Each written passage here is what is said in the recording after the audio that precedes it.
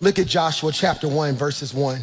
After the death of Moses, the servant of God, God spoke to Joshua, Moses' assistant. What did he say, Pastor Mike? Moses, my servant, is dead. That's the whole scripture I need today. Look at somebody close to you and say, do me a favor. Don't bring nothing into this year that God didn't ordain. If it's not God, it's over. It's over. I want you to take really, really good notes, okay? Take really, really good notes. Take pictures of the screens. I'm loving how you guys are taking notes. Our word for this year is what? Come on, say it like you mean it. Become, by definition, here it is the intentional evolution of spirit, character, and calling. Pastor Mike Jr.'s definition of become for our church is the intentional evolution of spirit, character, and calling. Now, what's one of the most beautiful words in that whole sentence? Intentional. It is intentional. I pray 3 of you can receive this. This is not a season of randomness. This is not the season to be random and think you're gonna bump into a blessing, that you're gonna learn through osmosis, that you're gonna get better because you got older. The devil is a liar. This will be the year of my life where I am intentional. I am intentional about how I read the word, intentional about what I feed my spirit. Can't look at everything, can't listen to everything. I am intentional about, another beautiful word, the evolution of my spirit, character, calling. Throughout the years and throughout science, we see evolution. You see this transformation of a caterpillar that becomes a what? Butterfly. I'll never forget in the first grade, Miss McGrew's class at Central Park Elementary, Miss McGrew was teaching us about giraffes. And it's, to this day, it's still the most vivid memory I've ever had. She said, Michael, what were giraffes? And I was like, they got long necks. And she was like, how did they get long necks, Michael? I said, they was born that way. And everybody bust out laughing. I was the class clown. And I never forget, she looked at me and said, did you know that giraffes had short necks like horses, but they ran out of food and had to evolve? I want to ask you a question. Are you going to starve or evolve? Are you going to become stagnant or evolve? They left. Are you going to stay stuck in the memory of what was, or is this your season of evolution? Some of y'all ought to just shout, stick close to me, because I'm getting ready to evolve. It's so much more in me than you see. Become is the intentional evolution of spirit, character, and calling. That is so important. It is the journey from who you have been to who God already sees. And I want to ask you this question. I preach this same message the first Sunday of every year until God calls me to glory. I'm going to be 90 years old on the first Sunday of every year, asking you the same question. Put this in your notes. What's your mission and what's your vision? I believe each person should have a personal mission statement. A personal mission statement. The mission statement is who you are. The vision is where you're going. I'm gonna say that again. If you're writing notes right now, you can put my mission is who I am. My vision is where I'm going. Or for the sake of this sermon series, my mission is who I'm becoming. My vision is what I'm pursuing. Preach, Michael. My mission is who I'm becoming. My vision is what I'm pursuing.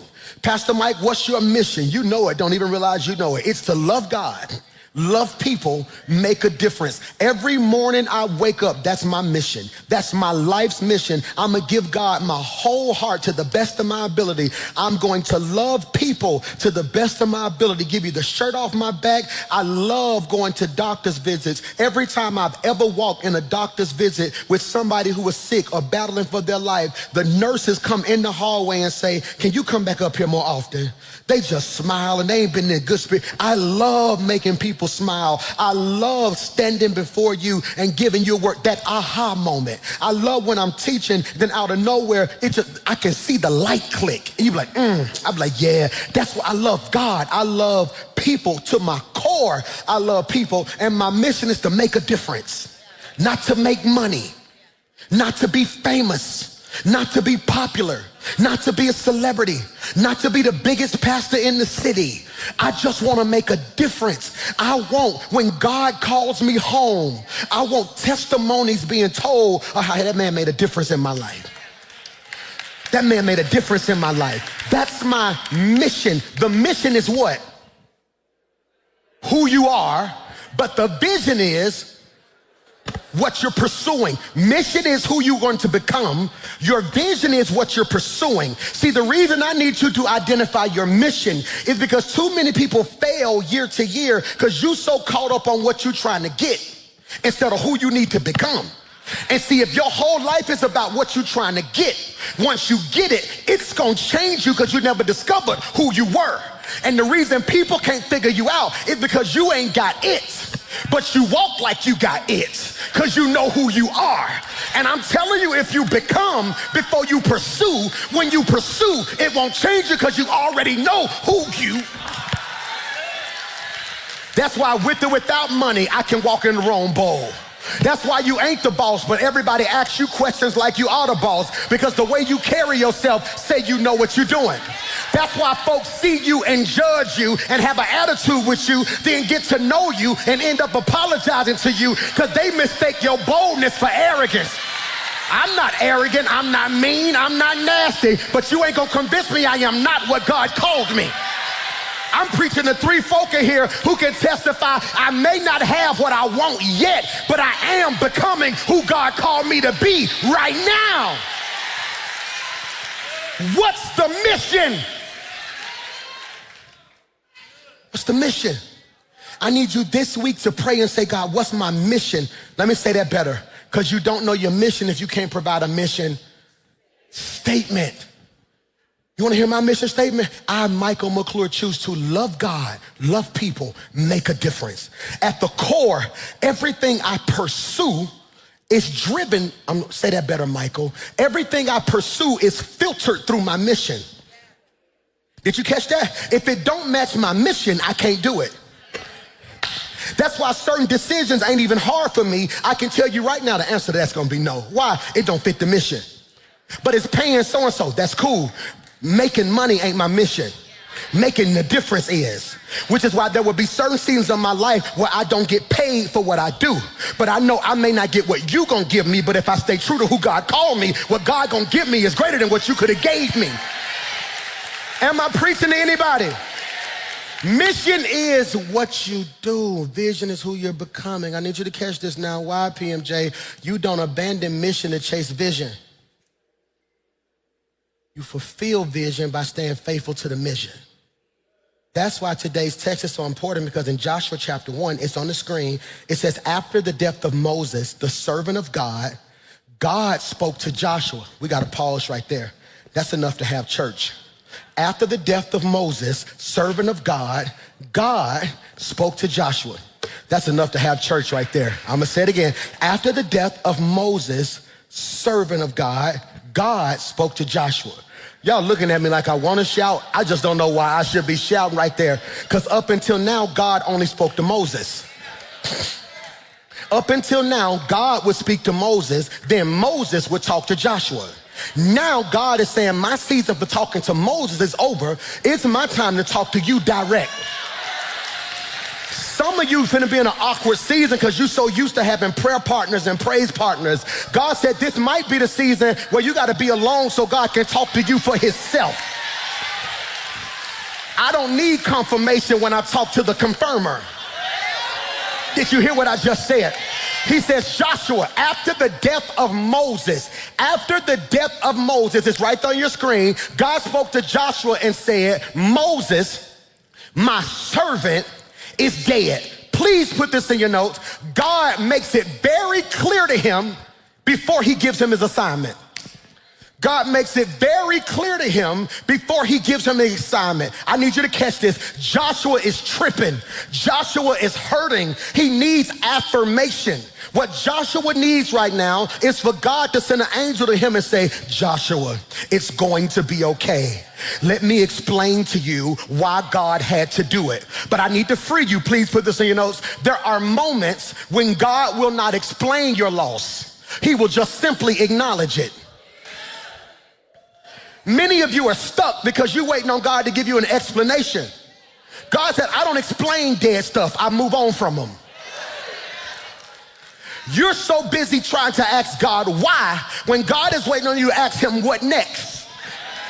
Michael, no, God is telling Joshua, are y'all listening to your boy?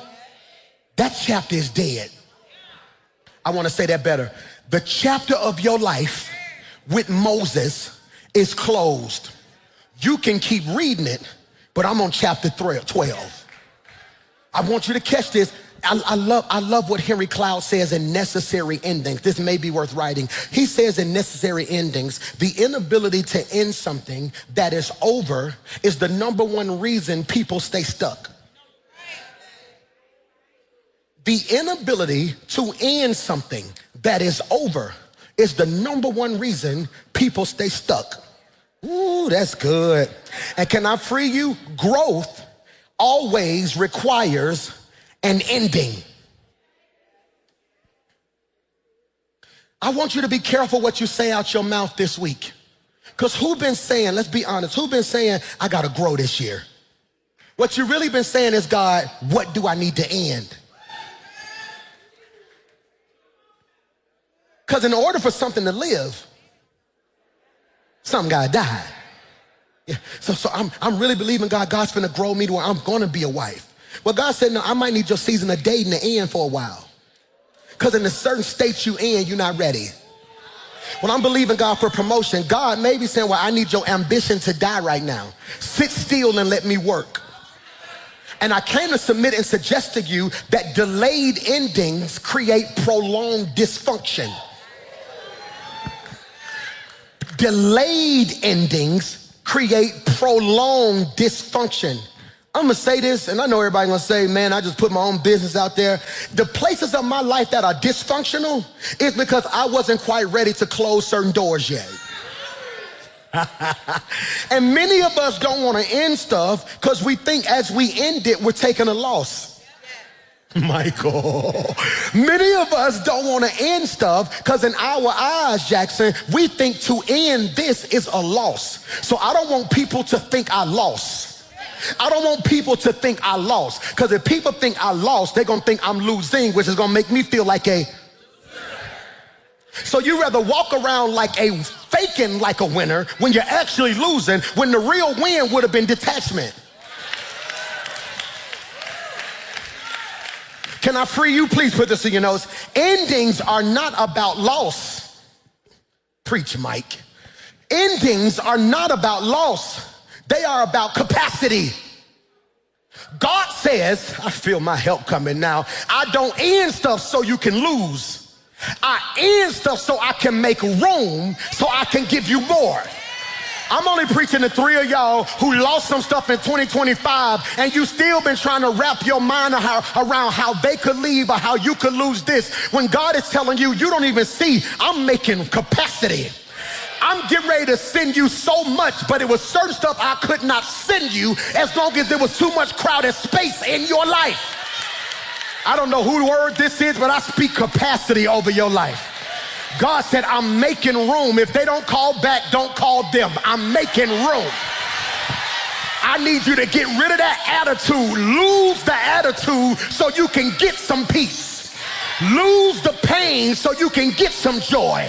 Lose the frustration so you can finally see my vision. You think you're going through a losing season. God said, baby, I'm just making room because I'm getting ready to send something greater than you ever seen.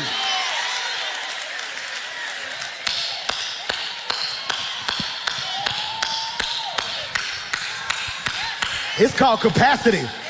It's called capacity. You over here crying about who left. You're going to stop in a minute and realize you got more money now. Because you was paying for them and you. Can I get a wet?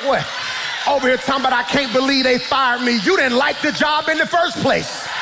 God knew you would never quit. So God is like, I'm going to make them leave you so you can finally see I'm up to something in your life. I wish I had 1,000 folk who would jump up, sit down, and shout, make room. Look at this. Why, PMJ? Put this in your notes. Endings are not about loss. I'm going quickly. They are about capacity. Can you put this on the screen? There it is. Ending the wrong thing creates room for the right thing. Woo, that boy preaching today. Ending the wrong thing creates room for the right thing. This is critical. Joshua could never become Joshua while trying to be a continuation of Moses.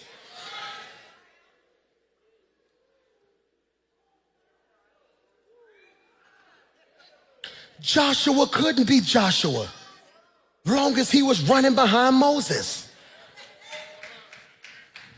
So I never forget, I was so happy being my daddy praise and worship leader. I did praise and worship, then they messed around and gave me a youth ministry. I want to be very clear.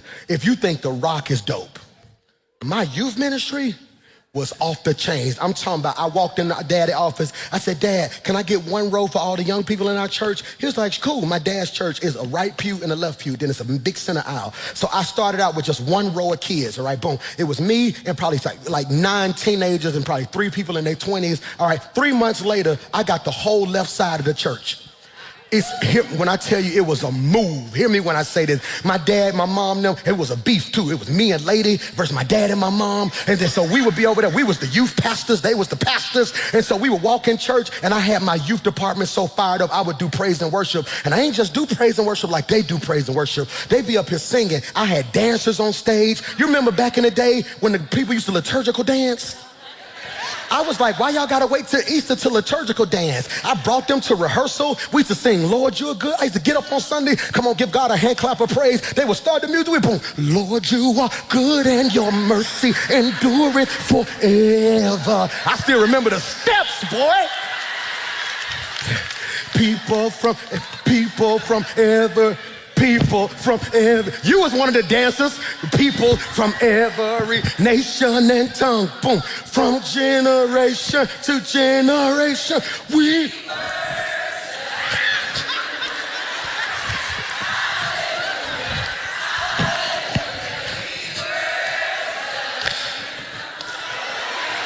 Oh my God, I just bodied that, didn't I?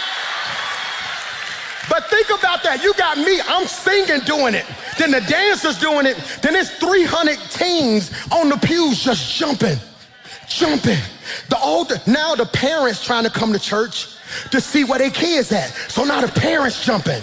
So then I come to my dad and I say, Dad, I think the Lord's calling me to start a church. My dad never said, no, I need you to be my youth guy. He understood. I would never be me. Go to the next slide. Because you don't understand, sometimes it calls for a season of detachment. Preacher Mike. I want to free you. Becoming, can you put that in your notes? Demanded separation.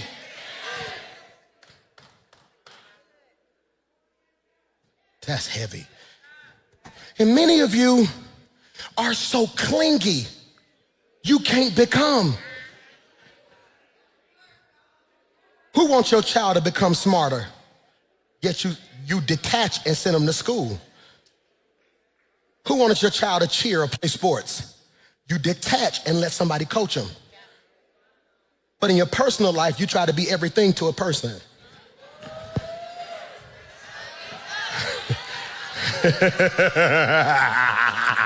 No, because what we do is when we lose somebody, we make them the devil. Put this in your notes. We either deify or demonize. I should have put that on the screen. Deify or demonize. When they good to you, we make them a god. When they bad to you, we make them a devil. And I want to say this to you. All separations ain't evil. I have friends right now I haven't spoke to, and probably twice in over 3 years, because 3 years ago I realized it wasn't a sin to be friends with them. They just made the parts of me that were dysfunctional comfortable. Jesus Christ, that was good. There are certain friends in my life I had to detach from because they made the parts of me that were dysfunctional comfortable. It ain't a sin to be with them. We didn't do nothing sinful. They just made it comfortable for me to complain. They made it comfortable for me to never deal with my weight. They made it comfortable for me to be the version of me that I didn't need to be. So I had to be honest and say, hey man, I love y'all. You may not hear from me as much. I'm just working on me in some areas. And if they really love you, they respect it. Only people who like the dysfunctional you make you feel guilty for trying to be a better version of you. Preach, Mike McClure. How you gonna guilt trip me for trying to be what God called me? Because now it's forcing you to deal with the fact that you ain't who God called. Am I preaching to anybody today? So hear me, because most of us don't want detachment. Hear me, most of us don't want detachment because we don't want to deal with rejection. This is critical, and I came to speak over your life. I'm finna run right here. What you think is rejection is really projection. Michael, what you think is rejection is really projection, okay? You don't like this when I say this, okay? All right, who likes rejection? Okay, I didn't think so, okay? Every mama who done had a baby, give me a what? Every mama who done had to give birth to your baby, give me a what? Every mama who gave birth to your baby and rejected the baby, give me a what? No, every mother in here rejected your child. If you look at science, your baby didn't want to come out. Your baby was floating in water, having all their food brought to them, comfortable. Could nobody get to them, could nobody hurt them. Your baby didn't say, I'm ready. Your body did. The only reason your baby here is because your body rejected your baby. And the rejection of your baby is the birth. You got here off rejection. So if you were birthed through rejection, what makes you think their rejection gonna kill you? So when you go through rejection in your life, instead of saying what's wrong with me, you need to say, God, what you get ready to birth in me? Talking about we don't like you, good. That must mean I'm on a level that they can't comprehend yet, and God's getting ready to birth something new in me. I prophesy to 20,000 people that this will be the year of your life where God birthed a better. I gotta stop. Hear me. This is so good. This is so good. Why, Pastor Mike? Because I want you to realize Joshua is going through a type of rejection. He's sitting there. Who gonna help me preach? Joshua sitting there, right? Joshua, Moses dead. I don't know what to do. I don't know if these people gonna listen to me. I don't know what to do. It's like it's there. And God, put this in your notes, gives Joshua 30 days to grieve. God says, all right, Moses dead, leave him alone. Day one, oh God, it's okay, just keep an angel around, make sure don't nobody get him. Day 5, what do I do without Moses, Lord? It's cool, they was close, they was tight, God bless them. Day 10, he's still out there crying, it's cool. If the relationship real, you should feel it. Day 20, is he making any progress? He's still in the same spot. It's all right, give him a second. Day 25, he's still up under that tree crying, God, we got to figure out what we're going to do. The children of Israel, they need a leader. Somebody got to get up. I saw a boy in the back. No, we ain't going to get the boy in the back. We're going to give him enough time to grieve. Day 30, hey, Joshua, it's on the screen. Do me a favor. Moses, my servant, you missed the clap back. Moses, my servant, let me be very clear. He meant more to me than he meant to you. I done gave you 30 days to deal with this. Look at the scripture. He says, now I need you to get going. I like what the NASB version says. It's on the screen. He says, Moses, my servant is dead, therefore arise. I'm finna preach to myself right here because you don't know why to shout. because you don't understand Hebrew. Old Testament written in Hebrew, New Testament written in Greek. If you ever read in the Bible and you're in the New Testament and you want to know what a word means, look at it in the Greek. If you want to know what a word means in the Old Testament, look at it in the Hebrew. Hebrew, okay, I had to write it down because I don't know how to pronounce it. I'm going to read it. Kufamim. Kufamim.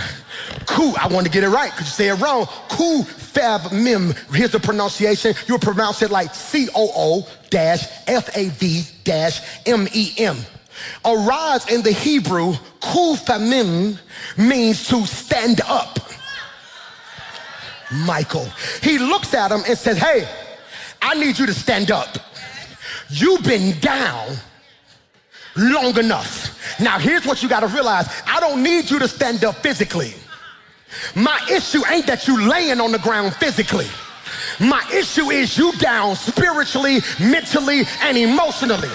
My issue that you ain't got no money in the natural. My issue is your mind still broke. My issue is your spiritual resistance to pressure has not evolved. Because arise implies, Michael, that something shifted internally before it ever showed up externally. You do not arise because conditions change. You arise because your calling has been activated. Okay, I want to say this. You should have never logged on today. You should have never came to church today. You should have missed this Sunday, because not being activated will never be your excuse again. I speak by faith that I activate every gift in this room. I activate every gift watching me right now. Let everything God put in you rise right now. I plead the blood of Jesus over your mind, your spirit, and your heart. Consider yourself. Paul said it like this: stir up the... It is activation. Why is activation? Okay, have you ever got a new debit card and you went to go use that debit card and it wouldn't work? Why wouldn't a debit card work?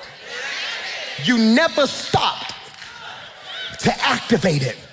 Some of the problems in your personal life is you're trying to draw from people who haven't been activated.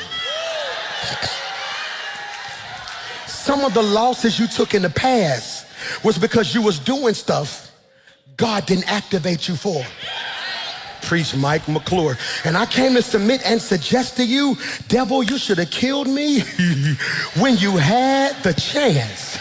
Because 2026, I am activated. I just need you to touch somebody around you and tell them, I'm just practicing to see if my anointing works. Because I speak by faith this year, when I lay hands on stuff, it's going to get healed. When I pray, things are going to shift. When I speak those things that are not, they will be so. I just wish I had 1,000 folk in the room and in the chat who can just shout, I am activated. I feel that. Yeah, activated, activated. Somebody shout, arise. I got 7 minutes. Put this in your notes. Arise. Arise. Say it like you mean it. Arise. Put the next slide on the screen. Arise is the hinge between the promise. Say that better. Arise is the hinge between the promise and possession. Please put that in your notes. It is the space between the promise, Michael, and possession. For all my note takers, under promise, I want you to put what he said, and under possession, what he gave. So when I tell you it's your season to become, I'm saying it will determine how you manage the space in your life between what God promised you and the day God gave it to you. Most people settle because they don't know how to deal with the space in the middle. The space between, come here, David, God telling you in your daddy backyard, you are the next king. But then he leaves you in the backyard, don't give you a crown, no security, and you still ain't nothing to your family, because it's a space between him prophesying it and it manifesting. And some of y'all got to be careful, because there are people who will love you when it's prophesied, then kill you when it manifests. Folk don't mind being your friend when we all shouting about what we gonna get. It's hard to be your friend when you get it before me. Michael, hear me when I say this, and I'm telling you, this is your season to assume responsibility. Assume responsibility. Assume responsibility. I'm 41, that means my parents in their 60s, yada, yada, yada. So this whole year of my life is assuming responsibility. Where you want to be at in 3 years, mama? Where you want to be at in 3 years, daddy? What you looking for? What you doing with this? I'm finna be what you finally raised me to be. Y'all set me down as a young boy, had me sitting in counseling meetings, had me sitting in this. Y'all would tell me, now it's here. So what you want? No, we're not gonna do that, we're gonna do this, we're gonna move this, we're gonna move that, we're gonna do this. What you want, mama? What's your ultimate dream? How do we get there? Let's go ahead and put this up right so. Baby brother, what you want to do? What's in your heart? Okay, boom, boom, boom. I believe in my soul, my brother, author. When he preach, you can hear books, can't you? You can hear it. So no, this year we setting that up. Let's do so-and-so, so-and-so, so-and-so, so-and-so, so-and-so, so-and-so. I'm in book deals right now that they don't even know, and they already know part of the prerequisite for my book deal. They don't agree. I got 4 of the major top book publishers in the world fighting over my book. We finally came down to the top 1, and so-and-so, so-and-so, they super excited. They have no clue before I sign that paper. Yeah, that's cool. Yeah, but what about him? I tell you what, take some of what you're gonna give me and apply it to him. No him, no me. I'm taking responsibility.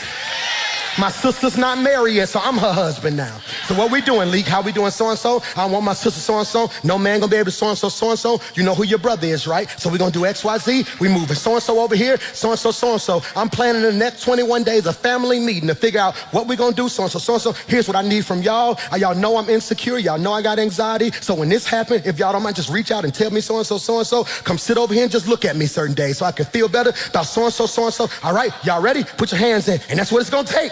My mama got an attitude with me yesterday. I sent a little voice message, mama, you gonna do so-and-so, so-and-so. She gonna lead a family group text. Guess what D did? Put her butt right back in the good. Because I'm taking responsibility. You done gave everybody in your circle 6 years to be what they said they was gonna be. Now you gotta wake up and say, hey y'all, I love y'all. If we're gonna be friends in 2026, here go the plan. We ain't doing so-and-so, we ain't doing so-and-so, we ain't doing X, Y, Z. If we gonna do something, we gonna do it. And let me be clear, if y'all ain't serious, here's where I'm gonna remove myself. Because I refuse to be where I am this year, next year. I assume responsibility. God tells Joshua, I got 3 minutes. God tells Joshua, get up. You can't afford to be down. Too many people depending on you. You don't think I have bad days? Baby girl, you don't think I had days when depression hit me? I done caught more hell in the last 20 days than I done caught all year.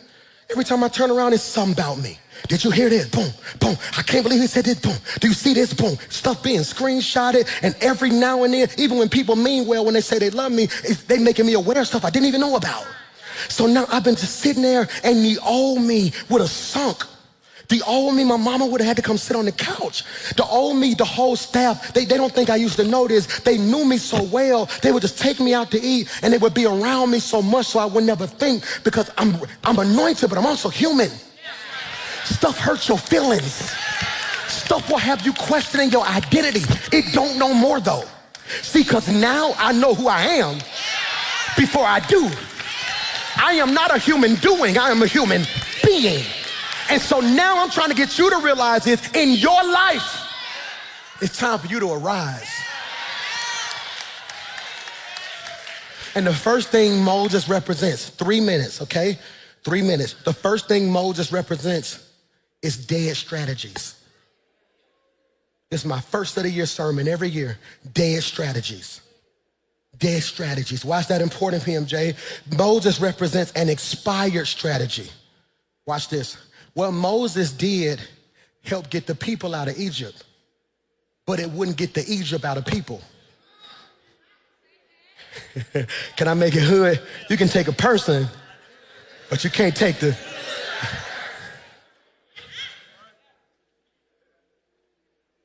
And what I'm telling you is, many of you, as you start this year, I want you to pause. Don't get upset, but if you think about it, you done made a list of goals wrapped around old strategies.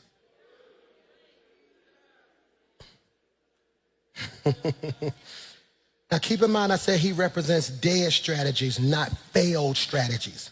I want to be very clear. Moses, what he did worked.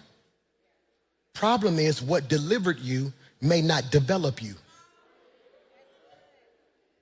This is good Sunday right here. What delivered you may not develop you. Bro, you ever been swimming before? All right, you ever seen somebody drown before? Almost drown. They have to throw that little circle thing, that little donut out there. What is that donut thing called? Like a lifesaver. Like the candy you eat. It looked like a... I'm a big bag. Pray for me. I saw I can't. So you know that little lifesaver? Who's seen that little lifesaver? Somebody be in the water. He throw that thing out there, boom, and the person grab it. What they do to it? Pull them in. You ever seen somebody go get swimming lessons? They don't use that lifesaver. They almost let you almost drown. They said, we're gonna teach you how to float. You ready? Oh, it's okay, I got you. No, it's okay, I got you. Because the instrument they use to deliver somebody is not the instrument they use to develop somebody. The strategy is different. When Xander was 10 and 12, stop! Hey, stop doing something. Don't make me tell you again. No, you can't go over your cousin's house. He turned 19 next week. My strategy's changing. Now when he texts me, Dad, can I go chill with my girl? Absolutely, man, just hit me when you get there. Right now, he don't know this, but every answer is yes. Dad, me and my girlfriend go get some meat. Man, cool, do your thing, let me know. You got money? Hey, don't let her pay, do so-and-so, so-and-so. Okay, boom. Dad, I'm thinking about going, hey man, do your thing, baby. You wanna know why? In 90 days, 120 days, 180 days, he gonna be on his own. If my strategy don't change, he gonna leave and say, I can't wait to get out this house. I need him to be in the world, but wanna talk to me. You got me? Mike gonna be 18 in February. So it's different now. He telling me stuff like, okay, I love you, baby. No, we're cool. Dad, I don't like so-and-so. Cool. Dad, when you do something, hey, man, do your thing, baby. I love you. Hey, what you need? I don't know about that, Mike. If I was you, I would do so-and-so, so-and-so. Okay, cool. All right, God bless you. May 16. No, because I said so. The strategy for him ain't shifted yet. It ain't shifted yet. Because I can't apply what works for him to them. Well, they close in age. No, he's not going to grow up fast. I can give immaturity mature access. Can't do that. See, the strategy God used for Moses was perfect for deliverance. But that same strategy isn't sufficient for development. Remember when Moses was in front of the Red Sea? He said, God, what you want me to do? What did God tell him? What's that in your hand? He asked him a question. What's that in your hand? He said, this rod that you gave me. He said, all right, cool. Stretch it out. What happened? The Red Sea parted. Remember, Joshua is in front of the Jordan River.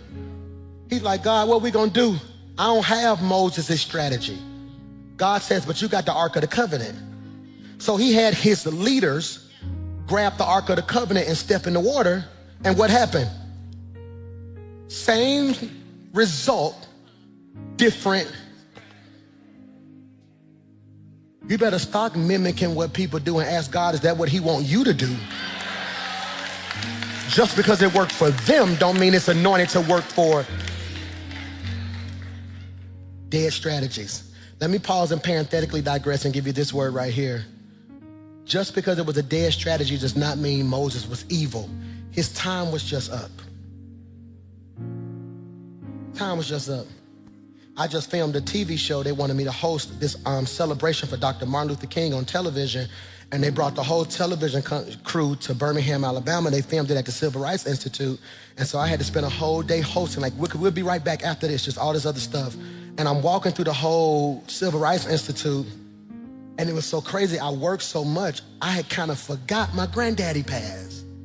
And I know that sounds weird, but you work so much sometimes. And I'm standing here and I'm looking at a picture and I can literally see my granddaddy in the picture. I'm like, yeah, that's my granddaddy right there. And literally, you know what I said? I said, I'm gonna get him down here. He gonna love stuff. And literally went to pick up my phone. It was like, oh my God. And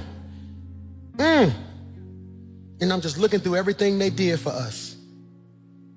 How they marched, how they lived. And as incredible as my granddaddy and Abernathy and Shuttlesworth and Woods and King was, if they were all here right now, that strategy wouldn't work. We're not united. It was easier to boycott then. We all had to live in one neighborhood. Now you're going to sit back and say, I ain't in Ansley, I'm in Hoover. We see what happened to other countries and we don't even bat an eye because I'm good over here. Well, I'm black. Well, I'm white. And God is like, y'all gonna adopt that same mentality? See, deliverance removes external bondages. Development confronts internal bondages. What I'm telling you right now is you free externally. It's the stuff you need God to heal you from internally. Dead strategies. Number 2, dead, next slide, seasons. Moses represents a dead season. I want to say this to you and I pray you receive it. The greatest enemy, the greatest trick or the greatest weapon that the enemy uses to stall us is unprocessed grief. He have us hurt for so long, we don't know how to move forward. Unprocessed grief. Bro, can I tell you something the Lord had me do in 2025? Feel it. I ain't even try to fake it. Let me free you. There are some things in your life you're gonna have to feel. Oh, that hurt. Who remember when I told y'all, I'm gonna see if y'all really be listening to me. I told y'all in November, hey y'all, I'm gonna take a day and just cry. Who remember that? Who cried? Did anybody else take a cry day? I took my day. I got in that little truck of mine and started playing music and just riding. Went through Central Park, sat in that parking lot for a minute, rolled by 15, boom, flew here. And before I know, just crying, I done been through so much. And I have to be strong. I feel like I have to always perform. Hey, how you doing, man? I'm good, boy. How you, man? What's up, boy? Pastor Mike, what up, boy? But in my heart, I just be like, somebody give me a hug. Please. And I sat in that car, and I started processing. I got a note in my phone. You might want to adopt this. When stuff happened to me during the year, I got this one note. I call it the pain list.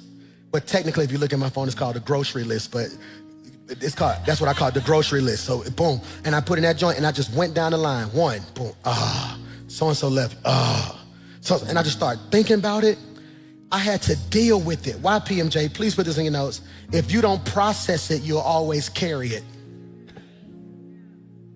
Can I say it the way my brother would say it if he was preaching? What doesn't get healed get handed down. I'm like, God, I got to deal with this grief so I'm not bleeding on my kids. Ooh. I don't want my son coming to me saying stuff like, Dad, I want to date. No. You don't trust nobody. Now I'm bleeding on them. I'm trying to develop them. You know, Xander will be 19 in January next week. Mike will be 18 in February. Mason will be 17 in June. And so now I'm developing. It ain't a whole lot of hollering. See, deliverance is loud. Development, put that on the screen so they can see that. Deliverance is loud. Development is soft. It's slow. Got me? Ain't a lot of hollering now. These are young men.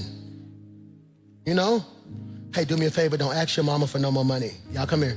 I love y'all. Don't ever again ask your mama for no money. You finna be 19, you finna be 18, you finna be 17. If you're 19, 18, 17, comfortable asking your mama for money, you're gonna be 25 asking a woman for it too. So I don't want that. I said, so in my house, don't ever in your life ask your mama for some money. If you need some, you come talk to your daddy. Yes, sir. You wanna know why I'm doing that? Because I want them to be in that room and wanna go out and be like, oh, Dad, can I have, yeah, I got you. Because you know what that's gonna produce? This hunger to go get it theyself. Ain't nothing wrong with it, but that's how I'm developing my boys. Like, no, so do so-and-so, son, do me a favor. Hey, Mace, I told you come 2026, I got a shift on you. You my dog. Me and Mace tight, that's my boy. That's my dog right there. I said, hey, Daddy gonna turn on you a little bit because you're trying to enroll in school early. He an athlete. Mace wanna be in college this time next year. He don't wanna graduate May 2027. He wanna graduate early and be on campus so he can be in spring training. So that means I got 8 to 9 months to get all the baby out of him. They're not gonna care who his daddy is. They gonna tell him, I don't care who your daddy is, run up there. They're gonna be screaming and hollering. So you know what I'm doing now? Hey, Mace, get up. Do so-and-so, so-and-so. Nope, don't do it for him. So-and-so, so-and-so, quit it. Don't go up there again. Don't talk to him. No, get it right. So-and-so, do X, Y, Z. Do so-and-so, so-and-so. Mace, I'm gonna tell you one more time. If it happened again, you won't have a mattress when you get back. I'm gonna let you sleep on the floor. I'm that type of daddy. You're not gonna have a mattress again. He gonna come upstairs, whole mattress gone. Mace, you ain't got no mattress, do it. All right, come on, get it right. Let's go, baby. I gotta make him a man. No, see, because the problem with privilege is I'm giving him everything I never had, but I'm also not giving him what made me. So it has to be balanced. You got me? I'm trying to develop them. All my parents, hear me right here. Every leader, hear me right now. You may be trying to talk to people with a deliverance voice in a season of development. You yelling at that woman, she don't need that right now. Hey, babe, I just want to share my heart and let you know what I feel. So when you say this to me, it makes me feel like X, Y, Z. And I know you share how you, but I don't even hear you when you start screaming like that. It's dead seasons, dead strategies. Number 3, we're going home, dead squads or dead circles. Next slide, it's the last one of the day. I'm gonna get you out of here. I'll never arrive in the right place while holding on to the wrong people. Man, Michael, do I need to say that again? I'll never arrive at the right place holding on to the wrong people. I want to speak over your life. 2026, I said it on New Year's Eve. I'm going to say it again today. The question isn't if God going to open the door. The Lord told me he's opening doors this year. I told you, and I rarely say the Lord said, 3 doors he's opening. Doors you knocked on, doors you did knock on, and doors you knocked on. God going to spin the block on stuff that didn't work in the past. God gonna open doors that you've been praying for, and you're gonna get phone calls to do stuff you never even dreamed you would be doing. The question isn't if God's gonna do it. The question is, are you gonna change when you get in the room? Which is why it's important before you get it to become. Father, in Jesus' name, I pray I said something that it comfort the afflicted and afflicts the comfortable. God, I pray that somebody leaves here today saying, God, I got to give you my heart, man. God, I pray I'm not building a church that has an allegiance to my teaching more than an allegiance to your word. I pray right now that we shift out of a Moses mindset to a Joshua mindset. Have your way in our life, God, so we can be everything you called us to be. For this will be a blessed year, not just on the outside, but on the inside. We thank you, God. In Jesus' name we pray. And everybody said, come on, stand to your feet with me. Can you clap your hands if you really love Jesus right there?